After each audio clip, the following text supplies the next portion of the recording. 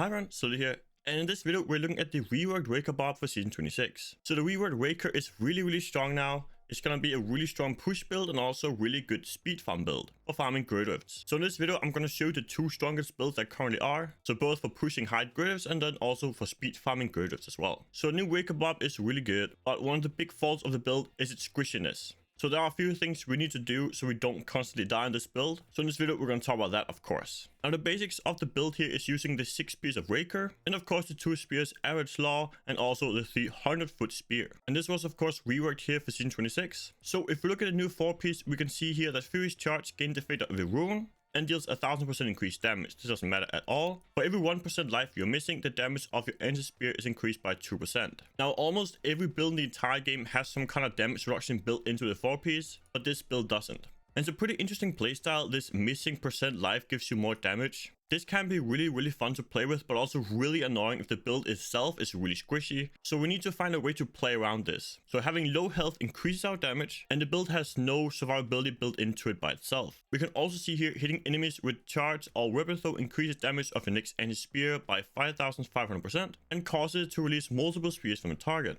And this effect stacks, and each spear throw consumes a maximum of 5 stacks. So basically, when you charge and you hit an enemy, you'll get 1 stack. If you hit 5 enemies when you charge, you will get the maximum of 5 stacks. And then, if you have enough stacks, you will then throw X amount of boulders as well. So if you have 5 stacks, you will throw out 5 stones. But if you only have, for instance, 2 or 3 stacks, you will only throw out 2 or 3 stones for your boulder toss. This means that we always want to make sure that we have our 5 stacks going, so we get the maximum amount of damage from this throw. Because we of course want to consume the maximum amount of charges of 5 stacks. So the average law weapon was also changed, and there's a bunch of words in here. Basically, it means that your weapon throw generates a ton of fury. And also the generated fury can go above the maximum cap of 200 fury. And of course, since we're playing with anti-spear boulder toss, we get 20% damage per 1 fury spent. We of course want to use this to our advantage. This is mainly a thing you do on the Rift Garden. You can see me charging around to keep up my banner might, and then I'm trying to throw as many weapon throws as possible to get the cap of fury and then also to get the raised cap after that, because our anti-spear deal more damage per fury spent. So by doing this, we can throw up some massive boulder tosses that deal incredible amount of damage to the Rift Guardian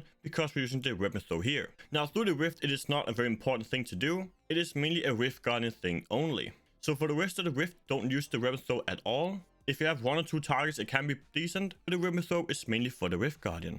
And of course also the 300-footed spear increase the attack speed of weapon throw by 200%. Of course, really nice. This allows you to stack stricken faster and also of course to build up your fury faster. This is a really good combination of increasing the weapon throw attack speed, and then you can throw out massive boulders because of the maximum cap of fury raised by your weapon throw.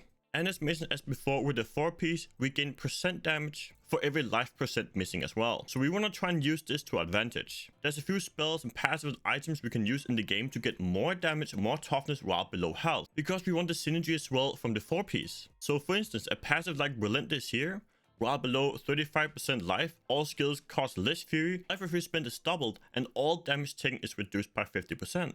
So the entire playstyle is actually trying to be low health, so we have more damage. So during the Rift, you want to charge and build up fury so you can then toss out massive boulder toss. And of course, the more monsters you have, the more toughness you have, the more damage you have. And of course, also area damage involves in here. So during the Rift, we charge as much as possible.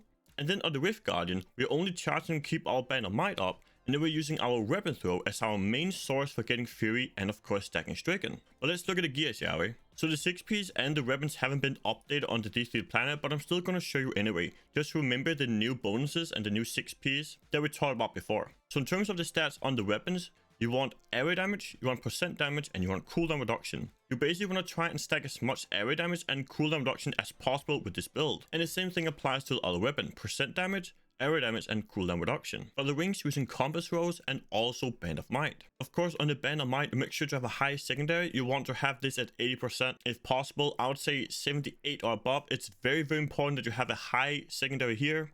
This is probably the most important item for the entire build to even function. You need a high secondary because the build is so squishy even with 80%. And after that, you want crit damage, crit chance, and cooldown reduction. On the compass rose, you want crit damage, crit chance, and also cooldown reduction. For the gloves, get crit damage, crit chance, and cooldown reduction. For the shoulders, get area damage, cooldown reduction, and resource cost reduction, and then also strength. For the helmet, get strength, crit chance, and ancient spear damage, and we're targeting with a cooldown reduction gem. For the chest piece, you want strength, vitality, all resistance. For the belt, you want strength, vitality, all resistance, and armor. For the pants, get strength, vitality, all resistance. For the boots, strength, vitality, all resistance, and ancient spear damage. For the amulet, traveler's pledge, physical damage, crit chance, and crit damage. For the braces, ancient pardon defenders, get physical damage, strength, vitality, crit chance, and of course also a good secondary. Get this at 11 or 12% if possible. For the legendary gems, we have Bane the Trap for damage. We have Esoteric Alteration again for more toughness. This also applies into having more toughness when you're below health. So we have Esoteric and we also have Relentless. These two will give you a ton of damage reduction while on low health, and of course also then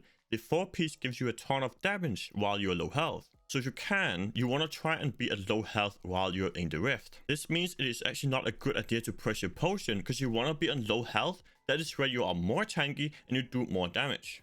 And of course, for the last legendary gem, Bane the Stricken for the Rift Guardian. In terms of the spells, get Furious Charge, Merciless Assault. You want to charge around, you want to find enemies, clump them together, and of course also get the stacks from this. So it's very important that you charge around. This is also how you proc your APDs. Since you have all runes of Furious Charge, when you charge around, they will also get frozen by this rune here called Cold Rush. And this is also how you get a big damage reduction while in the Rift. It is not very good for the Rift Guardian, but it helps a lot while you are dealing with trash. So make sure that you are charging around enough on also stunning enemies with this to get the damage reduction from the APDs. We're playing with Ignore Pain Ironhide. This increases duration to 7%, and of course Ignore Pain gives you a 50% damage reduction.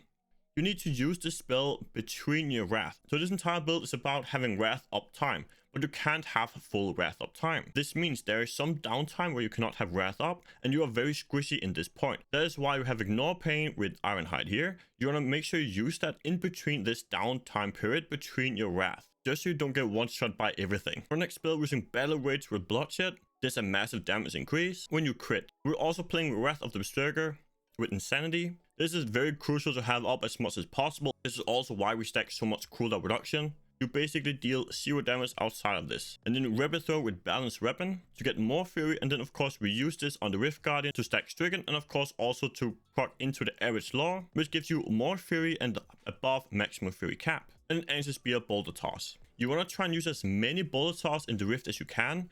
This is all your damage. Of course also try and have a high fury when you are casting it, as it scales upon how much fury it spends. There's also another point as to why you want to get a lot of monsters together, because you get more fury for each enemy hit by a Furious Charge. In terms of the passive vulnerable casters for more Wrath uptime, Relentless, as I mentioned before, having more damage reduction while being on low health, ties into Esoteric, as of course also the 4-piece of Raekor. Animosity increases the fury generation by 10 and also the maximum fury. And then nerfs for Steel, because you will probably die quite a few times on this build, especially at the beginning, because it is very squishy. And then for the cube, the Furnace here for more elite damage, Scholar's Salvation, increases damage of the Boulder Toss, and of course also more damage when you hit 5 or less targets. And then Ring of Royal Grandeur to allow us to 5-piece Raekor and a 2-piece Captain Crimson's and get the full effect of both the sets. So to sum it up real quick, all we're doing while in the Rift is you want to charge around, and we want to build up as much fury as we can, and then throw out as many Boulder Toss as possible. You have more damage and more toughness while on low health, and we want to try and use this to our advantage. So being at 50% or even lower health is actually a good thing. Of course, don't want to die, but you can actually be really tanky while you are on low health. And of course, on the Rift Guardian, keep your Band of Might up with your charge, and then use as many River Throw as possible to try and build up Stricken, and of course also build up Fury with the average law. And just destroy everything in your path. This build does a ton of damage. Now let's look at the speed Greater Rift equivalent of this build, shall we? So I have good news. If you like this build of the Raekor build, if you like the playstyle, then you're also really going to enjoy it for greater farming, as it's basically the same playstyle. We just swap a few items and passives around. So as you can see, in terms of the playstyle, we're now playing with Indium, and we're playing without Weapon Throw, but we're still basically just charging around, and we're looking for everything we can kill and then throwing big boulders at it. And mainly we have just opted for less toughness and then more damage and more movement speed. So if you look at the gear, you can see there's a few changes here. We are now playing still with Band of Might, but we're now also playing with Convention of Elements and then also Scourged Necklace. And also Mortix Brace to get all runes of your Wrath. It's a fairly easy and simple playstyle, and actually a lot of fun too. And you can also see in terms of legendary gems, we're still playing with Bane the Trap, but we're now playing with Saystone of Vengeance, and of course also Molten Wildebeest Gizzard to give a big shield for our Scourge uptime. And in terms of spells, we basically just swapped out our Rebel Throw for Sprint Marathon, and we've changed our Ignore Pain to Bravado for more movement speed here. But besides that, the spells are the same. And you can see here, passive wise, we still have Animosity, we still have Burnt Barcathas, we now have Paraflesh for more movement speed, and then also Rampage for increased damage. And then in the cube, we of course have Indium, so we can charge around and just do whatever we want to, have full Wrath uptime, really solid. And this build is able to blast anywhere between Tier 100 to 115s in about 2.5 to 3 minutes. Now there are some builds like the Monk that is faster, but in terms of Barb, this is probably the fastest and strongest you're gonna find. If you found this guide useful, also make sure to check out one or two videos on the screen now if you want to see more of my Diablo 3 content. And I'll see you in one of those videos. Peace out, everyone.